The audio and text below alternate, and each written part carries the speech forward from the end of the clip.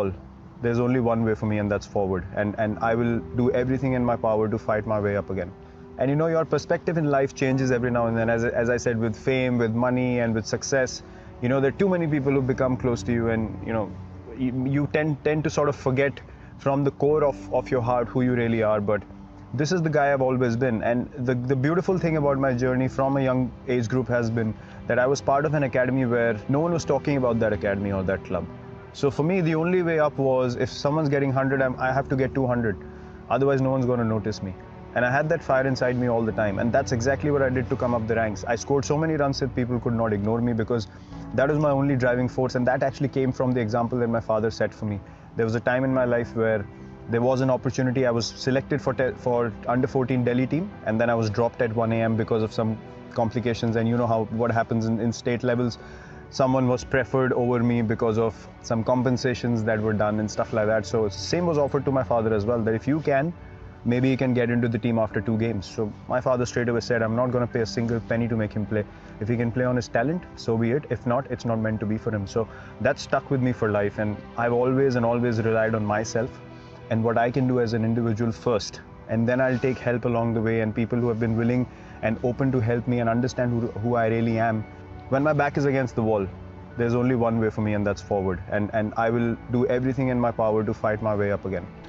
So the whole journey, the kind of matches that have happened, the kind of knocks that have happened, the kind of moments that have happened that people have looked and said, wow, I want to do the same. It's literally me making an impact on other people through this game. So that's when I realized this is my journey, and I need to do things in a very organic, in a very, very pure way. Because when you watch it on TV, you can tell the difference between someone trying to fake it or someone playing with heart, and you obviously want to repeat the same. I saw that in my heroes. So I thought, look, this is exactly what I need to do in life. There was not even a moment of doubt. The only way to deal with social media is, I can relate that example to that 2014 tour and what happened after. It does not matter at all what people have to say about stuff that you post, stuff that you do online. At the end of the day, you have to stay true to why you did what you did. Does that make you feel happy? Is that happening with pure involvement? Is that coming from an organic source? As long as that's the answer, you don't need to worry about what 5 people have to say about you in the comment section. Because I know for a fact people do get affected by this. People take it very, very seriously. And for me, that's just noise. At the end of the day, those are letters typed by someone in a comment section. Why should it bother anyone? Why give that much importance to a person you have no idea who that person is? Stay true to who you are. As an individual, realize your own potential and what you can do with your life. Utilize social media for the right reasons. Don't let it control you. Have control over it to an extent where you know exactly what you need to do with it. And me and Anushka both follow the same thing. She says the same thing. Don't let social media control you. You be in control of how much you want to look at it, what you want to do with it. If you've posted stuff, you don't need to bother about whether 1,000 people abuse you online, whatever they have to say about you. That's just noise for me. And that's always been the case for me as an individual. I've been booed by 40, 50,000 people regularly when I enter the stadium. If I start focusing on those 50,000, I can't play a bother about whether for me that's an opportunity. Abuse you online, that's an opportunity for me to say, okay, fine, things are stacked up against me. Let me test myself how good I am. So I think the same thing can be applied in that regard as well. When you are expected to be strong and looked at as a strong individual, people forget to ask you how you were doing. So it hit home for me. It was like, this is it, because I've always been looked at as someone who is very confident, very mentally strong, and just can endure any situation, any circumstance, and find a way and show us the way. And sometimes what you realize is that at any given point of time in life, as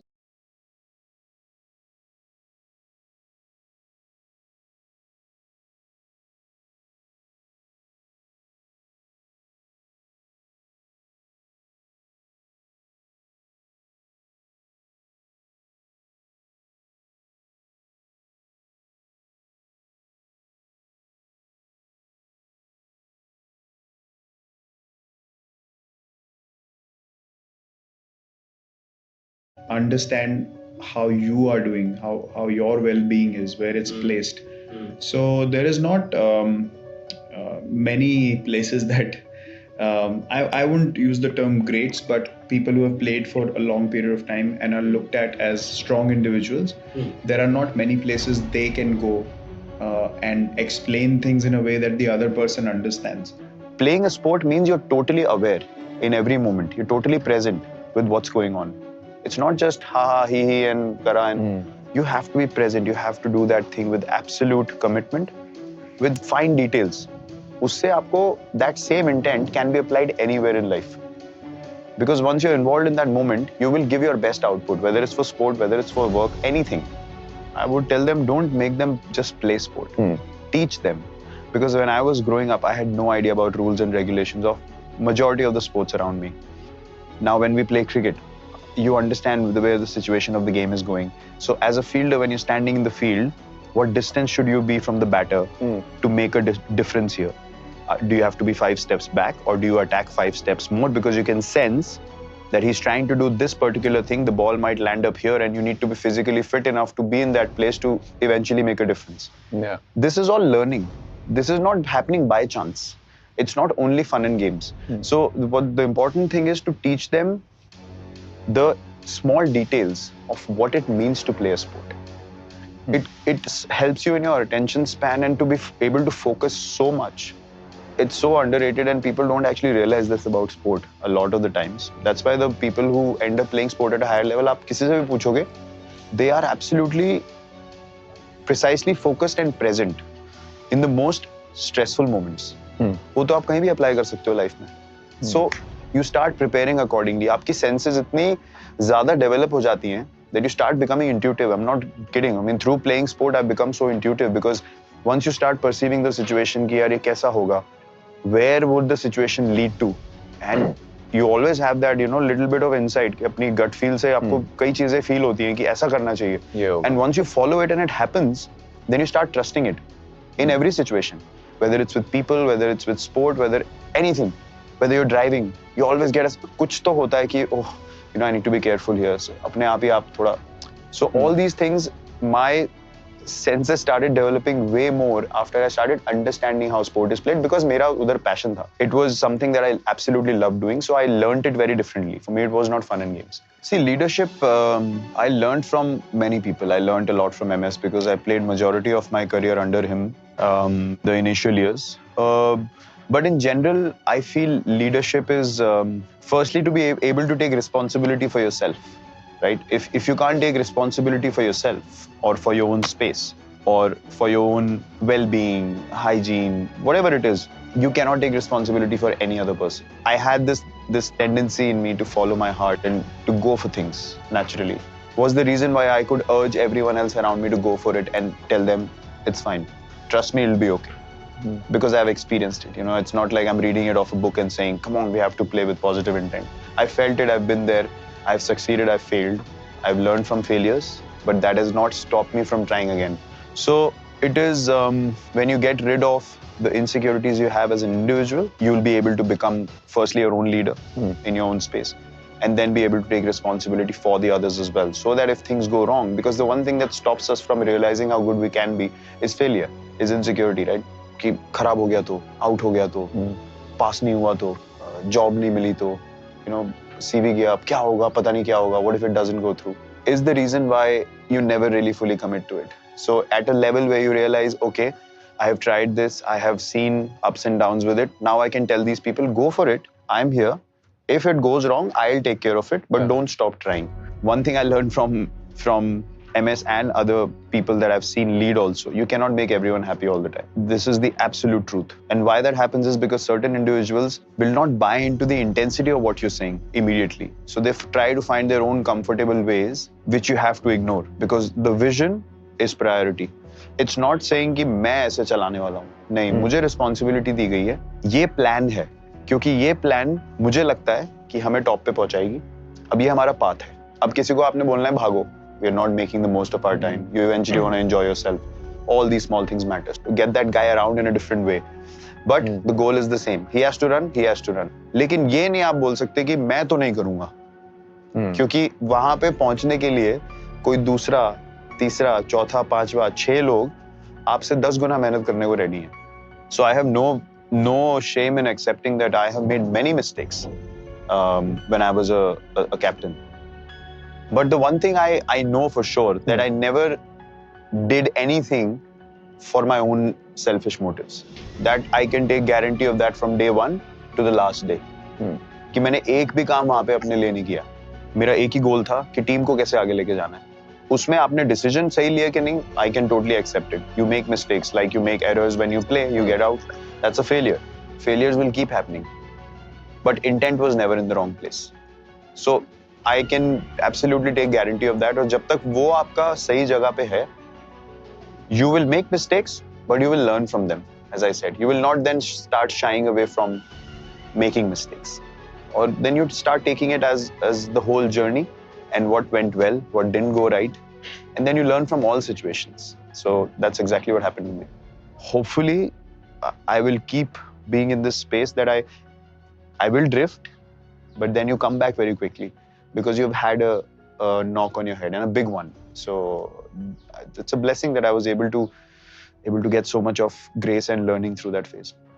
People take for granted what has happened, whether it's your journey from when you were a kid watching your idol play on TV, to playing with him, to seeing his retirement, to carrying on the responsibilities, to a point where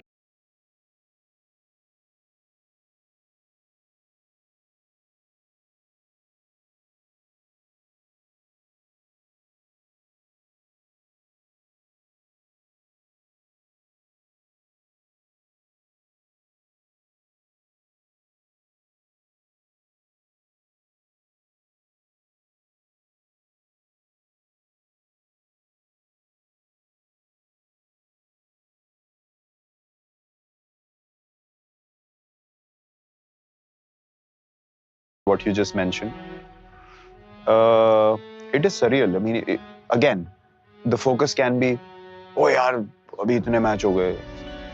But I'm looking at exactly what you're saying. I know when I used to be on a scooty going around playing games and trying to make a mark. I don't forget those days. I can still feel it. It's like living for me even now. The people on the outside have no idea what I'm not saying that my journey has been so difficult. No, it's dear to me. I'm not saying कि मैं बहुत बेचारा आदमी हूँ और मेरे को कुछ मत बोलो. They don't have an understanding, so they'll say what they have to. But I know who I am. I know where I've come from, and I know what path I have to go.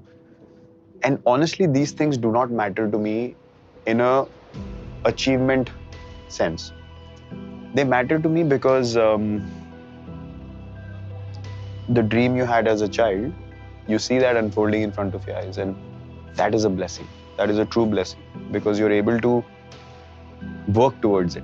Again, the beauty of being in my profession, playing a sport, is that it didn't happen by chance. The blessing was there on your head. The hand was always there, but the hard work was the only thing that was in or given to you to do.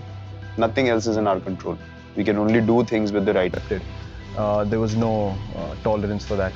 So 6 a.m. practice means I was there 5:45 every morning. I'd probably sit there, wait for the fog to clear out, and then start knocking balls before everyone arrived. That just became a norm for me. Even now, when I have the opportunity to go into the gym early or come to practice early, I would take it with both hands, and it's just become a habit for me now. And also, I think the more busy you get, especially when you have to do commercials and stuff, I like to reach on time and I like to leave on time. It should not filter either way. So I think it's just become a part of my life now. Playing at this level over a long period of time, you tend to go into a space where you become a bit insecure, you become fearful, you want to prove to people how good you are in different conditions. And getting a shipping quote just got so much easier. Your competitive shipping rate, lightning fast. Quick quotes for full flexibility, or quick quotes spot for fixed guaranteed rates. Improved schedule reliability with 6,000 port-to-port combinations. Add live position to your quotation. to be honest, before that, I was busy you get, especially when you have to do commercials and stuff. I like to reach on time and I like to leave on time. It should not filter either way. So I think it's just become a part of my life now. Playing at this level over a long period of time, you tend to go into a space where you become a bit insecure, you become fearful, you want to prove to people how good you are in different conditions. And to be honest, before that Australia tour, I was treating every foreign tour like more like an engineering exam that I have to pass somehow, and I have to show people that I can play at this level. But there I realized that once you're down and out, there was hardly anyone who came to help me. There was hardly anyone who was looking towards me and saying, listen, let's work together and try to get your game up to speed. Everyone was just going after me left, right and center. So I was like, am I playing to prove these people wrong? For what? I've got nothing to do with them, and they literally have nothing to contribute in my life. So I went back home. I was down for quite a bit. The great thing that happened at that stage was I realized who's with me, who's not. Things were filtered to an extent that I just got so relaxed. When I went back home, I was like, okay, I've hit rock bottom now. No one believes in me. Everyone thinks I should not be playing test cricket. So what can I do? I can just work as hard as I can. Went into a bubble. I went to Bombay as well. I called Sachin Tendulkar. I asked for his help. I said, see, I want to get my game right. I want to understand what it's like to score runs at this level. My mindset was simple. I went back home. I told myself, listen, you can't play test cricket to show people that you can play in England and play in Australia and not get out. And if you don't score, it's no point. You play this game to make your team win. So my mindset was, I'm going to go to Australia, and how am I going to score runs against these guys? I wasn't going out there to survive. And from the time I got back home till the Australia tour, I promised